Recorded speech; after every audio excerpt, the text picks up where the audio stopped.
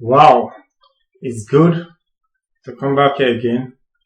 Good day, everyone. So, we are still on the call of HTML, lesson 9. We are going to talk about HTML table today.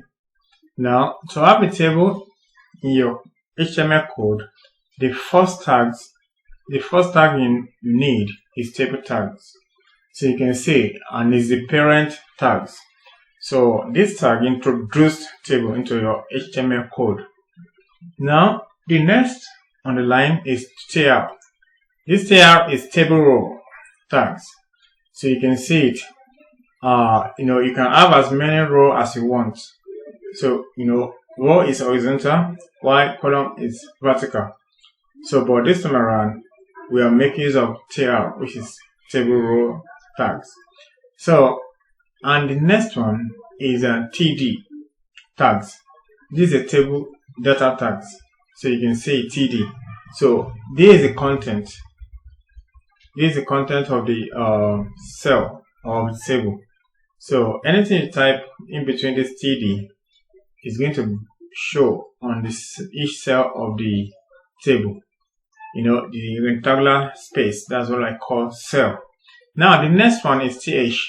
This th is table head data. That's some table that always have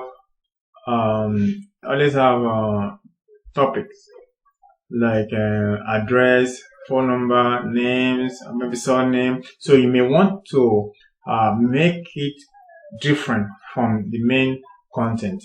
So if you want to do that, you use th. So th and td can be used interchangeably depending on what you really want to achieve. Now, I believe that you understand this is just introduction part. So now I will move on to the practical aspect of the HTML table. So let's write on. Yeah, so you can see it now that I don't want to waste much of your time. So that's why I've already put on the code already. So you can see now you remember all this simple HTML code that we have been doing. Then now, in between the body, we have our table. You can see our table. I told you this is a parent tag that introduce the HTML table. Then the next one is tr. You can see the tr, that is table row tags. So you can see the closing tag.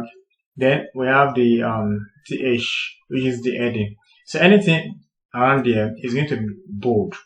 So it's going to be bold because it will make it the head of each of the column. Now, the next one is td. You can see this table data. So you can see I told you about the content. The th and the td, they are the content of the table. But the difference between th and td is that th content will be bold, then the td content will not be bold. So now you can see that we have this is a first table. So you can see first table consists of 3 rows. You can see the second row and the third rows. So you can see it. Then this is another table. Sorry, this is another table here. This is another table here. So you can see that we have td. There is no th here. So you will see that all the content in between this place is not going to be bold because we are not making use of th. Sorry, let me change this. So we're making use of td, not th. So you see it now. I'm going to save this now. Though you can go ahead and type yours. You can see it. So you can type. You can come up with anything just to check it out and practice. You can see this one. This is one row. So this is one row here. So this is another row here. You can see.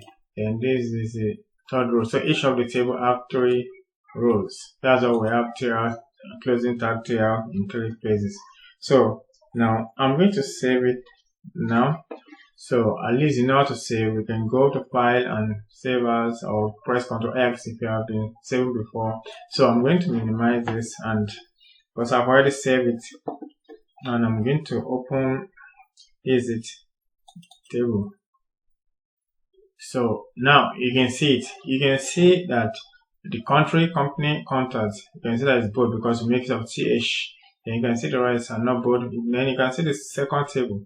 You can see that all the content in second table, there is no one that is bold among those contents. So I believe that you understand this. Thank you, and we'll see in the next class. Yeah, have a nice day.